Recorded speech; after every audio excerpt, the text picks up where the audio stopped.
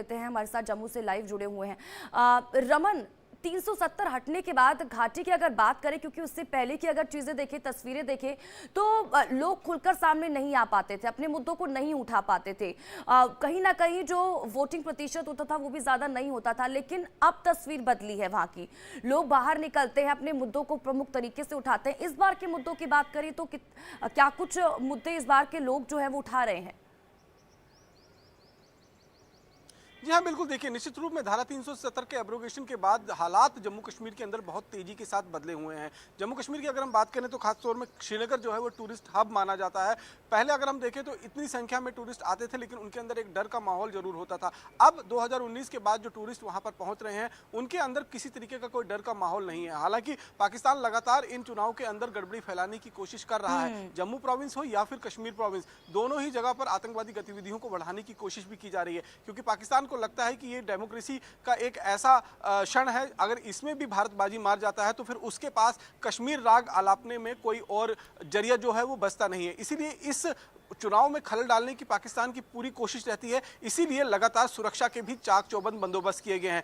भारतीय सेना के जवानों को, पैरामिलिट्री फोर्सेस के जवानों को, जम्मू कश्मीर पुलिस के जवानों को पूरी तरीके से तैयार रखा गया है। इन चुनाव से पहले जब ये चौथे चरण का चुनाव है, कश्मीर घाटी को पूरी तरीके से खंगाला गया है। इससे पहले अगर हम मुद्दों की बात करें तो मुद्दे यहाँ पर होते थे रोजगार, टूरिस्ट, क्योंकि यहाँ पर टूरिज्म स्टेट है और टूरिस्ट ही सबसे बड़ा यहाँ पर लोगों के लिए आय का एक साधन हुआ करता था। लेकिन जो टूरिस्ट आता था वो डर कर होटल में रहता था या फिर कहीं एक दो जगह पॉइंट पर जाता था। लेकिन पिछले 2 सालों से 2 करोड़ से ज्यादा टूरिस्ट यहाँ पर कश्मीर घाटी में घूमने के लिए आ रहे हैं। तो इससे आप समझ सकते हैं कि जो आम कश्मीरी है वो कितना ज्यादा खुश होगा, क्योंकि उसकी आय के संसाधन में जो बढ़ोतरी हुई है। लगातार पूरे देश नहीं, पूरे दुनिया से जो है पर्यटक इस समय कश्मीर घाटी में पहुंच रहे हैं। गर्मी का मौसम है और लगातार चाहे वो गुलमर्ग हो, चाहे वो सोनमर्ग हो, चाहे वो पहलगांव हो या फिर कश्मीर का डल लेक हो, इन सब जगहों पर टूरिस्टों की भरमार है। इस समय वहां पर अगर कमरा भी बुक कराना होता है तो कहीं ना कहीं लोगों को किसी बड़े व्यक्ति की सिफारिश लेनी पड़ती है। ये हालात इस समय कश्मीर घाटी के अंदर बने हुए हैं। तो लोगों को निश्चित रूप में धारा 370 के खत्म होने के बाद एक सुकून महसूस हुआ है।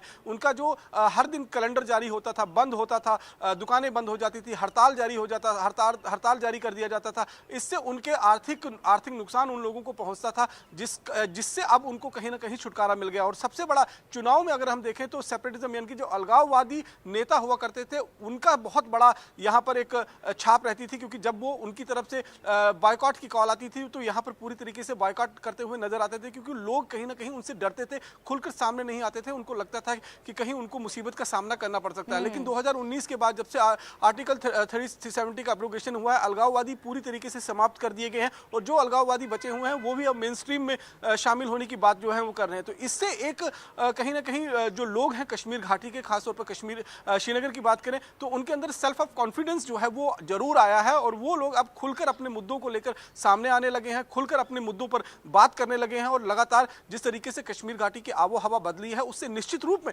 वहां के लोग जो हैं वो संतुष्ट नजर आ रहे हैं उनको, क्योंकि उनको रोजी रोटी का सबसे बड़ा मसला जो हुआ करता था जो गरीब तबका था, क्योंकि जब बंद की काल होती थी, हड़ताल होती थी, तो सबसे ज्यादा मार जो है वो गरीब तबका, जो मजदूर तबका है, जो टूरिस्ट पर डिपेंडेंट रहता था, उन पर ही सबसे ज्यादा असर पड़ता था। लेकिन अब हालात पूरी तरीके से बदल गए हैं, चाहे वो शिकारा वाले हों, चाहे वो घोड़े वाले हों, चाहे वो होटल रेस्टोरेंट मालिक हों, सब कहीं ना कहीं इस चीज से संतुष्ट हैं कि धारा 370 के बाद यहाँ पर हालात बदले हैं। इसलिए ये माना जा रहा है कि इस बार का जो चुनाव होगा वो बहुत ही निर्णायक चुनाव होगा। हालांकि भारतीय जनता पार्टी ने यहाँ से अपना कोई उम्मीदवार नहीं उतारा है, क्योंकि भारतीय जनता पार्टी लगातार इस बात का दावा करती रही है कि धारा 370 खत्म होने के बाद जम्मू कश्मीर के अंदर हालात तेजी से बदले हैं। आतंकवाद की छाप अभी जरूर है, थोड़ी बहुत कहीं ना कहीं आतंकवाद की छाप दिखाई देती है, लेकिन जैसे एक सेंस ऑफ इनसिक्योरिटी पहले हुआ करती थी वो अब कहीं ना कहीं नजर नहीं आ रही है। स्वाति, ठीक है रमन, लौटेंगे आपके पास। शिव पूजन झा भी पटना से हमारे साथ लाइव जुड़ चुके हैं। अगर इस बार बिहार